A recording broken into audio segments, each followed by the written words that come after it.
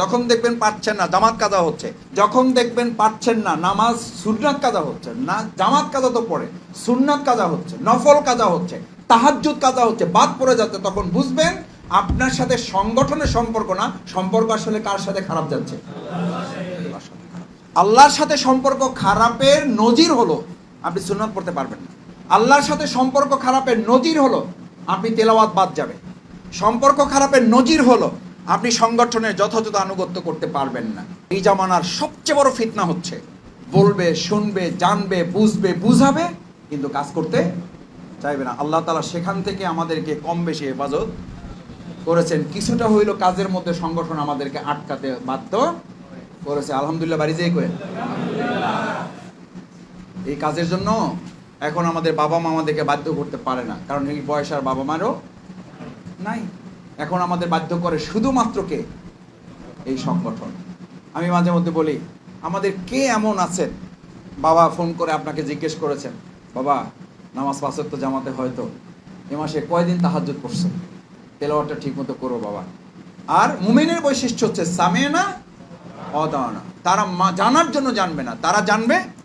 তাদের আজকে শিক্ষা শিবিরে প্রত্যেকটা পয়েন্ট শুধু নোট করার জন্য, প্রত্যেকটা পয়েন্ট মাথায় নেওয়া, জেহেনে নেওয়া, অন্তরে ধারণ করা এবং বাস্তবে তা পরিণত করা।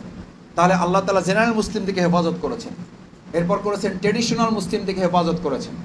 আলহামদুলিল্লাহ, আল্লাহ তাআলা আমাদের জানার কিছু তৌফিক দিয়েছেন, মানারও কিছু তৌফিক দিয়ে তথাকথিত ইন্টেলেকচুয়ালিস্ট মুসলিম থেকে আমাদেরকে আল্লাহ হেফাজত করেছেন। এখন আমাদেরকে একটা জায়গায় আল্লাহ তাআলা পৌঁছেছেন, এইটা আন্তর্জাতিক বিশ্ব নাম দিয়েছে ফান্ডামেন্টালিস্ট মুসলিম। কি মুসলিম? এরা জানে এবং মানে।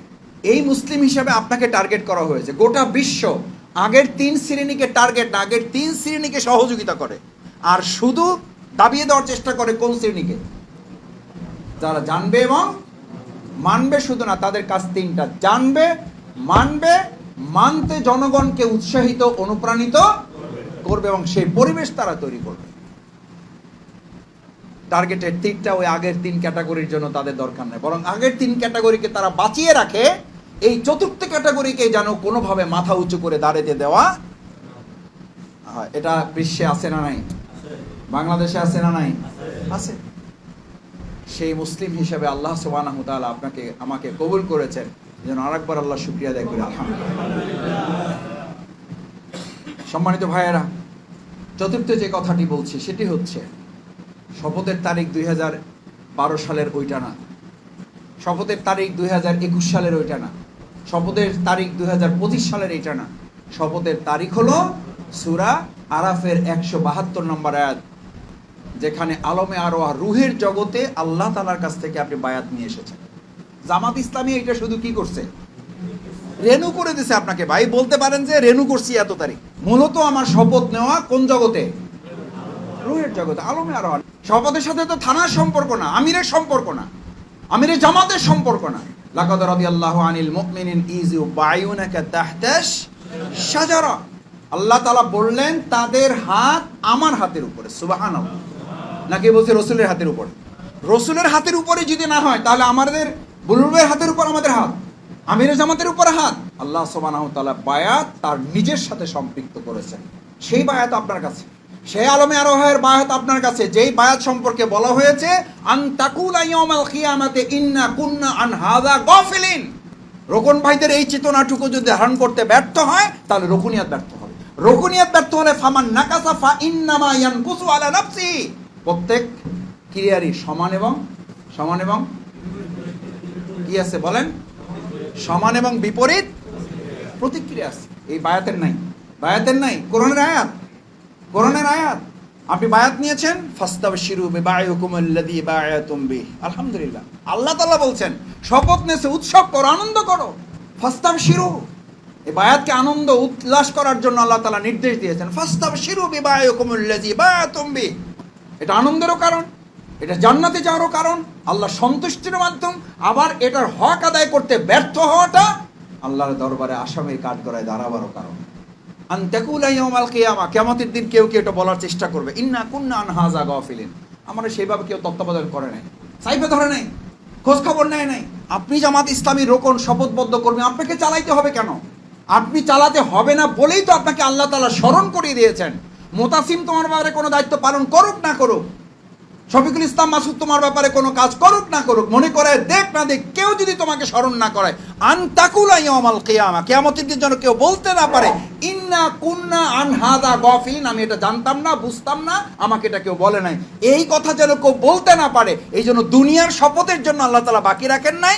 আলমে আরো রুহের জগতে যখন আপনার স্ট্রাকচারই হয় নাই, তখন আপনাকে ডিভাইসের মধ্যে বায়াত দিয়ে তারপর আপনাকে পৃথিবীতে পাঠিয়েছে। সে বায়াত আপনার নেওয়া আছে। শেষ কথা হচ্ছে, বায়াতের সাথে 4টা জিনিসকে সামনে রাখবেন। কয়টা?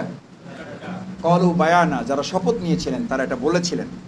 কলু বায়ানা, তারা রাসূল সাল্লাল্লাহু আলাইহি সাল্লামের কাছে যখন বায়াত দিতে গিয়েছেন তখন প্রথম বলেছেন কলু বায়ানা, ইয়া রাসূলুল্লাহ আমাদেরকে শপথ দিন, আমরা এটা বলতে এসেছি। কি বলতে এসেছি? প্রথম তারা বলতে এসেছেন ফিমা আহিব্বা ওয়া কারিহা, আমার পছন্দ আজকে জবাই দিয়ে চলে গেলাম। প্রথম কি জবাই? আমার সকালে একটু ঘুমানো অভ্যাস, পছন্দ। শুক্রবার আমার বাসায় দেওয়া, একটু বাসায় সময় দেওয়া আমার একটু পছন্দ।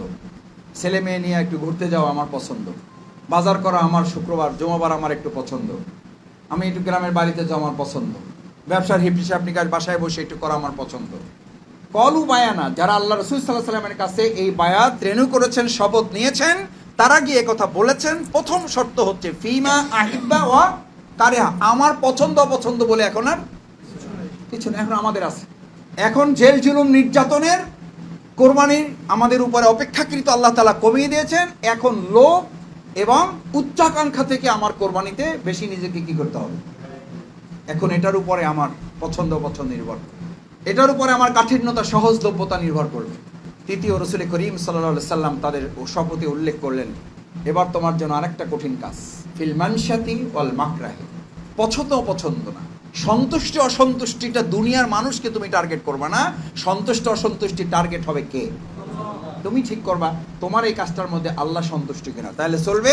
গোটা দুনিয়া সন্তুষ্ট কিন্তু আল্লাহ ওই কাজটা অসন্তুষ্ট, আমি ওই কাজের সাথে, এটা বায়াত, এটা শপথ, এটা এগ্রিমেন্ট, এটা চুক্তি এবং জেন্টেলম্যান এগ্রিমেন্ট। জেন্টেলম্যান এগ্রিমেন্ট ভদ্র চরণচিত চুক্তি। আপনাকে কেউ জোর করে হাত বাইন্ধে এখানে নিয়ে আসেনি।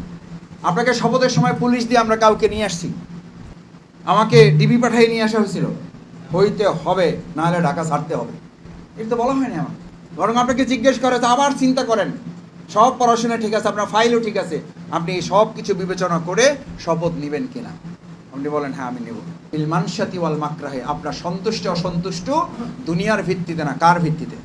আল্লাহর সন্তুষ্টি। চতুর্থ নাম্বার হচ্ছে ফিল ইউহয়ি ওয়া ইউমীত, যদি প্রয়োজন হয় জীবন এবং মৃত্যুর মাঝখানে যদি দাঁড়িয়ে যেতে হয়, তবু এই শপথের হক আমরা আদায় পারা যাবে ইনশাআল্লাহ। সম্মানিত রোকন ভাইয়েরা, আসুন আমরা আমাদের প্রিয় কাফেলার যে শপথ নিয়েছে, এই শপথ যেন দুনিয়ার কল্যাণ, সংগঠন পরিচালনা, রাষ্ট্র পরিচালনায় একজন রোকন যেন দক্ষ সৎ যোগ্য নাগরিক হিসেবে ভূমিকা পালন করে আমার শুধু থানাকে আমি যথাযথভাবে পরিচালনা, এই রাষ্ট্র পরিচালনায়, রাজধানী পরিচালনায় আমার যেন একটা দক্ষ যোগ্য সচেতন চোখ কান খোলা রেখে আল্লাহর উপর ভরসা করে ভূমিকা পালন করতে পারে, তার জন্য আমাদেরকে প্রস্তুত হওয়ার তৌফিক দান করুন। সুবহানাকাল্লাহুম্মা ওয়া বিহামদিকা আশহাদু আল্লা ইলাহা ইল্লা আনতা আস্তাগফিরুকা ওয়া আতুবু ইলাইক। আসসালামু আলাইকুম ওয়া রাহমাতুল্লাহি ওয়া বারাকাতুহু।